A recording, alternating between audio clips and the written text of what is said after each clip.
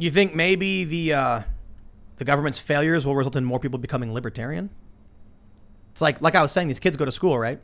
The system provides. Now they're out of school and they're like, where's the system to tell me what to do and give me food?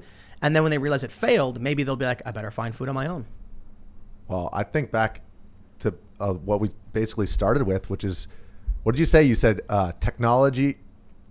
Culture is downstream from technology. Culture is downstream from. So now what's happening is, like, Trump definitely usurped the whole culture is politics is downstream from culture, because I think he kind of just like, maybe there would have been a Trumpian figure elected in a couple of years if he hadn't just like literally hijacked that election. So I think, that kind of came to the forefront earlier than it would have otherwise. But no matter what, it's still culture and politics are both catching up with technology. We're just playing catch up. And the tech monopolies are the ones who are capitalizing on that. Ian makes a really good point that culture is downstream from technology. Look at what happens with the radio. You have mass communications, the printing press. The printing press allows for the mass dissemination of propaganda for an American Revolution. You eventually, you get hundreds of years of that basically, but more knowledge is being spread. People's attitudes and their understandings change. The radio creates a new culture of radio, the style of speaking. Then you get silent films, then films. As more, it's communication technology really that I think is driving culture in a lot of ways. Mm-hmm. The rapid spread of behaviors and information. Mm-hmm. Now we get the internet, which has dramatically altered our culture in a lot of crazy ways. I think a lot of really bad ways, and I think a lot of really good ways. Not simple to say one or the other. How do we deal with the bad element, the slamming, beating kids over the face with, critical race applied principles? How do we get rid of that bad stuff and keep the good stuff of, kid, you can Google it to figure it out for yourself. But you can't really now because Google kind of controls exactly. All right, you can Bing it. You can duck, you go. can go to the library. I think you're better off just going to the library. Now they're banning books, dude. You can look at how corporations control the narrative with their censorship. So that's a problem that needs to be looked at. You look at other technologies like fiat currency. Currency in general is a technology. The way that currency is utilized is a problem. That's altering culture in a massive way. Oh, yeah. Like with the Federal Reserve, it changed the way people could buy houses, what they could own, what they could trade. And it gave centralized authority to a small group. Mm-hmm. We have centralized electric grids. So we're at the whim of the government, because if they want to turn the power off, we're screwed. That we have centralized water systems. They want to shut the water off, we're screwed. So these technologies are big problems. And I think if we holistically focus on all of them, we might be able to seize the culture, but focusing on one of them is just going to be ramming a head into a wall. No, but it's you got to go for the grassroots. You're not going to be able to come out and be like, hey everybody, let's totally decentralize all infrastructure. It's going to be like, well, like who's working on what? But if we were like, let's figure out a way to get everybody energy independent. Let's figure out a way to give everybody independent communications. No one can shut your phone off. No one can ban you. No one can silence you. How do we do that? Communications is easy for us because we're all kind of communications people. Like here we are on an internet show talking. But what about energy? What about fuel or food, resources? How do we get people to become decentralized, which means a lot of personal responsibility? We need more polymaths among us, like Ben Franklin and Beaumarchais and Thomas Jefferson. It's funny though, because when you were describing like what the media is doing and how they're like packaging up with these click farms and stuff like that, I was thinking to 2008, the way that they packaged up all these subprime mortgages and just sold them you're abroad. right. They're like, oh yeah, they're AAA, and it's like it's all good as long as you can keep selling the house for a little bit more. It's okay until all of a sudden that bubble bursts. Those were insurance scams. The subprime mortgage scandal was an insurance scandal. They didn't want to classify it as insurance because they avoided all the litigation that would have come along with it. But they were basically they were buying insurance. What do you mean? Subprime mortgage is an insurance. The mortgage-backed securities. Mortgage-backed those securities, are exactly. insurance packages. Yeah. If they can't get paid back on the mortgage, so the AAA rating, the AAA rating is the likelihood of it to default. So they were buying insurance Moody's and all that crap. So talking about media, you're exactly right, Richie, because I was actually working on a preliminary documentary about this. The ad rights assignment stuff isn't as prominent as it is today, so it's not as relevant, but we could maybe do a look back.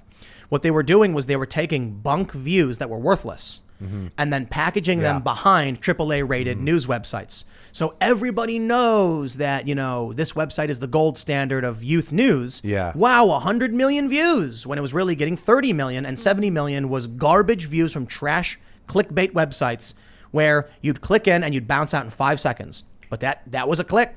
And then you, by contract, assign the traffic rights to the AAA rated company, who then goes to advertisers and says, we get 100 million views per month. If you want some of this, it's going to cost you 50 grand for an ad. And then the companies are like, wow, 100 million views, we'll buy it. But then the campaigns didn't work. You can't sell ads to nobody. So eventually the bubble burst. I mean, that's fraud. I mean, Facebook, as if you compare it as a social media ecosystem compared to like YouTube or even Instagram, people like an average view time on Facebook is like, you know, a good one is like 20 something seconds. It's like, wow, that's so good. It was over 20 seconds. Yeah. Like YouTube, what's your average view time on your show? I think it's on this channel, like 28 to 30 minutes. Yeah, Really good, exactly. yeah. And then on my other channels, it's like 14, between 10 and 14, depending on, you know. So there are still places where people can go to like get qualitative content that they're actually paying attention to, where there actually is value. And that's, you know, people are learning that there are ways of measuring that. So Yeah. I don't think like it's, you know, it's a bubble that's going to burst necessarily in the same way. I think we've got our culture is no longer focused, you know, it's what is it doing? It's like a Frankenstein culture. It's got one squid arm and like a peg leg, Yeah. and it's a half pirate monster, just ninja squid. Frankenstein. Frankenstein, You have three werewolf. three classes in the culture. You got the banking class, the merchant class, and then I guess you call it the lower class. Oh no, which no. is Then like you've the got the farmers tech and the class. Then workers. you've got the communications class. They're Then you all got the political They're class. all merchants. There's They're the not. bankers, which are running everything. Then there's the merchants, which are sucking off and basically funding and capitalizing. They're like business owners and things like that. And then there's all the workers. I completely disagree. Too simple. One of the most annoying things about Occupy Wall Street was when this guy stood up and screamed during a general assembly, "Fracking is the problem. It's the center of everything." And then I busted out laughing. Like, this guy is so myopic in his view that he thinks fracking is the problem. I mean, we can start with the Federal Reserve. That I can give you. But to claim that small business owners and Amazon are in the same merchant class is just completely incorrect. Yeah. To claim that They're both merchants. Mark Zuckerberg, who is in the same class as a mom and pop candy shop, is not sound. It doesn't make sense. You've got tech elites who manipulate what people can and can't do, the communications companies who can shut off your cell phone, who can track your cell phone, who can give your information to the government.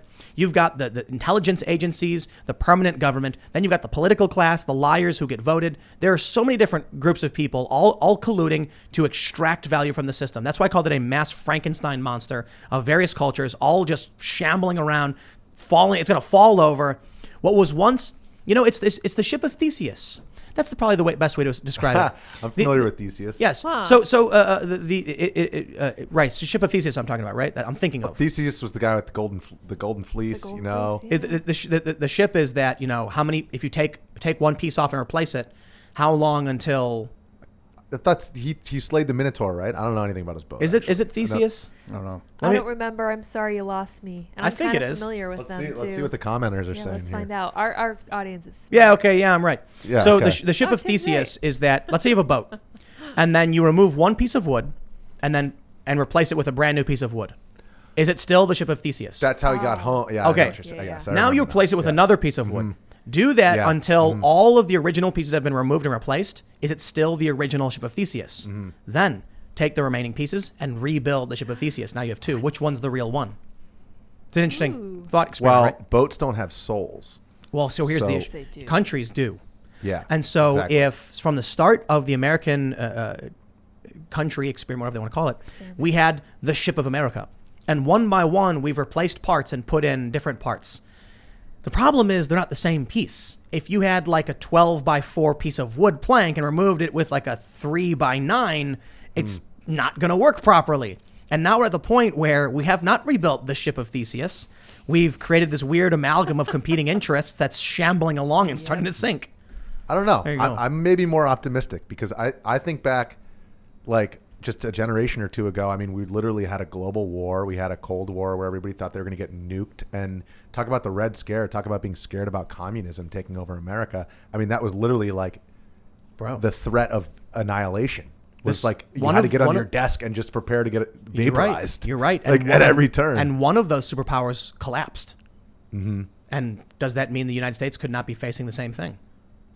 we're facing collapse and then China wins is what you're saying? Maybe Is it's that a what new you're saying? Cold War, and who says we're going to win it? But I think, I like to think that America's and the Constitution is more resilient. It's like the ship that you're talking about. The Constitution ensures that we can, revise, and an open, free and open society ensures that we can correct ourselves, and the tide can ebb and flow between, whatever you want to call it, left and right, libertarian and an authoritarian.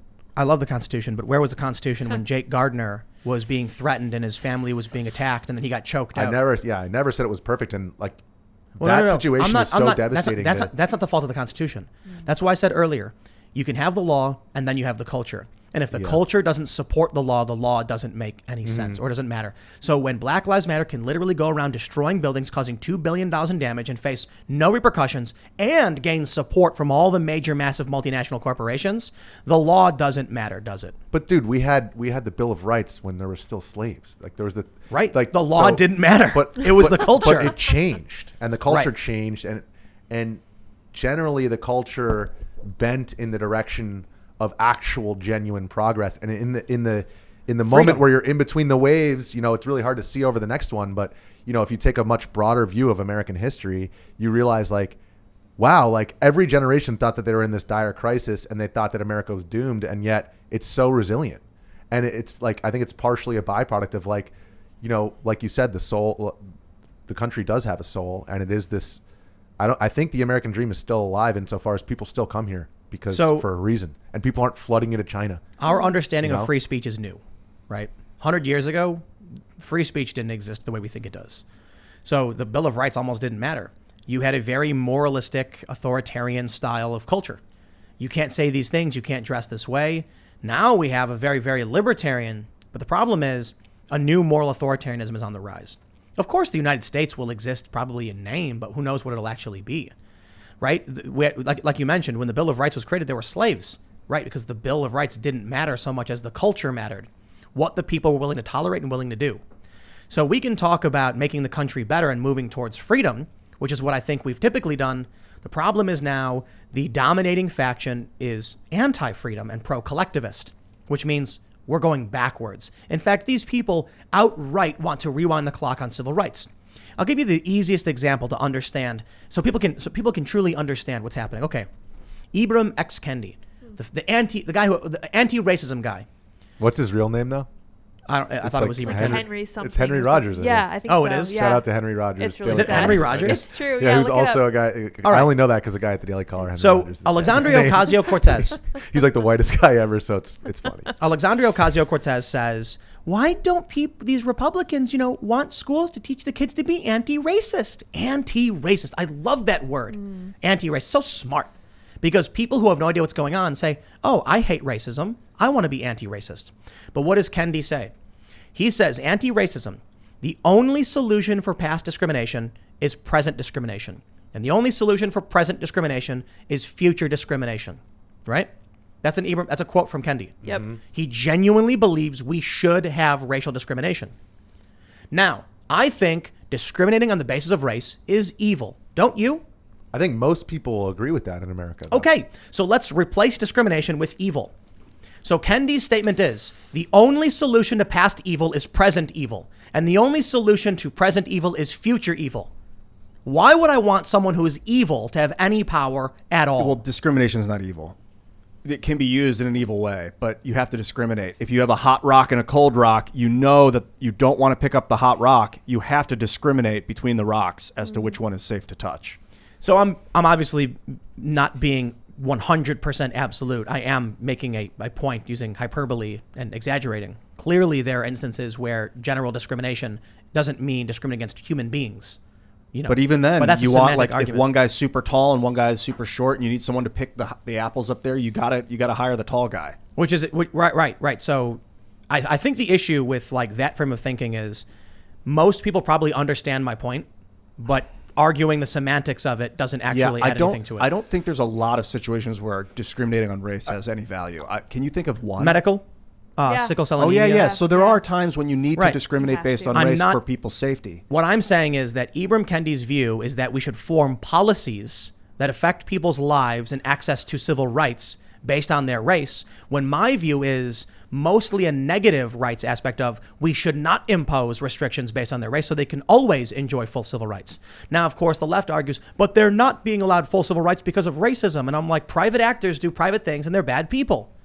The system has already been healing from this for 56, 57 years. They complain about, these redlining and blockbusting, and I'm like, yes, we have been solving for that. It's not perfect. We've passed the laws. Now we're trying to solve that problem. But you are now bringing us back.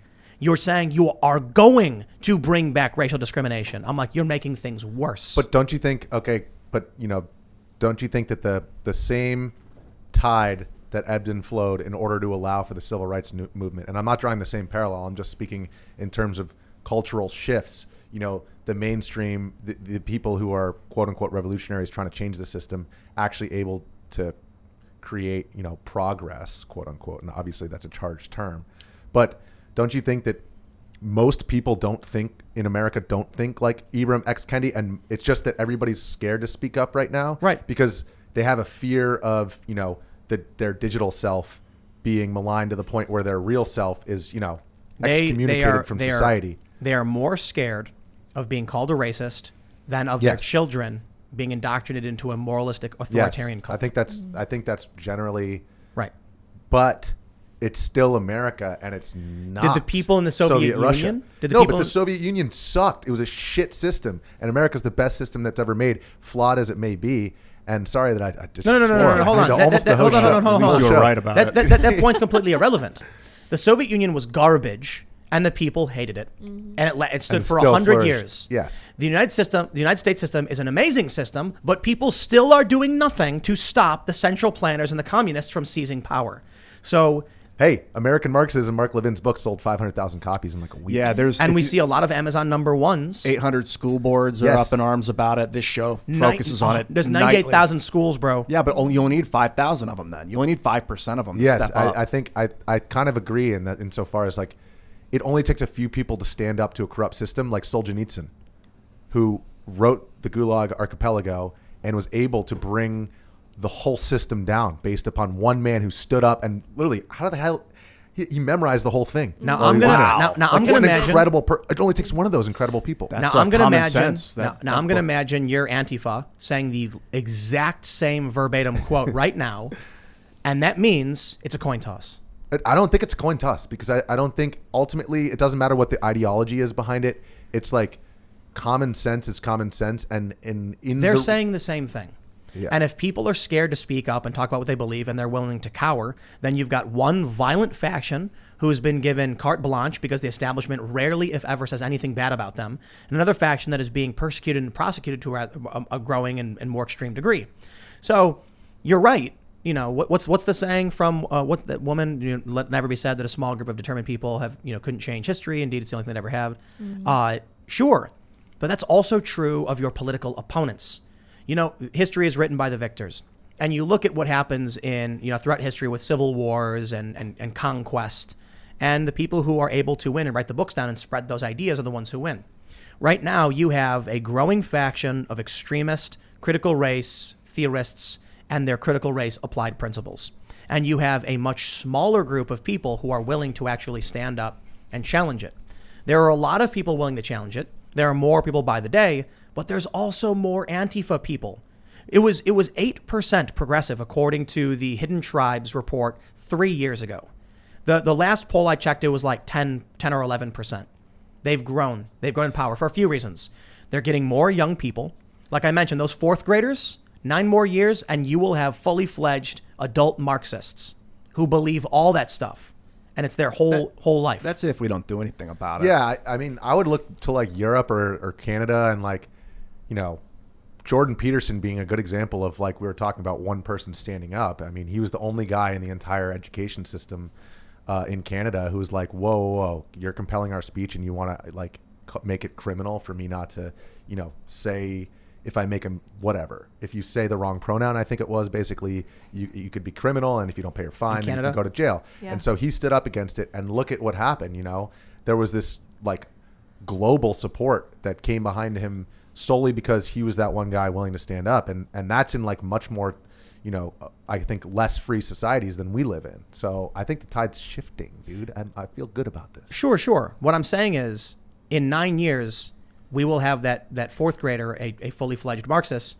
Obviously, it's if we do nothing. The point is, we're here trying to do something. People need to pay attention. They need to understand what it means to get involved. They need to understand what it means to speak up at their workplace, challenge these systems, refuse to support them. If, a company wants to get woke, they can go broke. One guy messaged me and he was like, I listen to the show every night with my two daughters. One's 10 and one's 13. And the 10-year-old asked them something. They were all listening to it in the car. And the 10-year-old asked something. And the 13-year-old was like, it doesn't matter. The government's going to fall apart anyway. I'm like, we're seeding these thoughts into kids. So we got to be Let's careful. get some optimism injected in. Conscious Right, yeah. about what we say, what we want to happen, and how we frame things. I don't think, personally, that there are more. I don't think this stupid Antifa racist movement is growing. I think that it showed its head.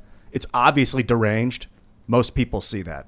You know what, Ian? You're right. And my biggest fear is that, if we don't do something, then the libertarians are going to take over and true. Dave Smith will become president. Oh man. Worst That'd be case terrible. scenario. We're seeding these ideas. Oh no! If we don't do anything, the Dave's Mises gonna- Caucus and the Libertarian Party are gonna take Elected. over Congress. I'm kidding. That'd be great.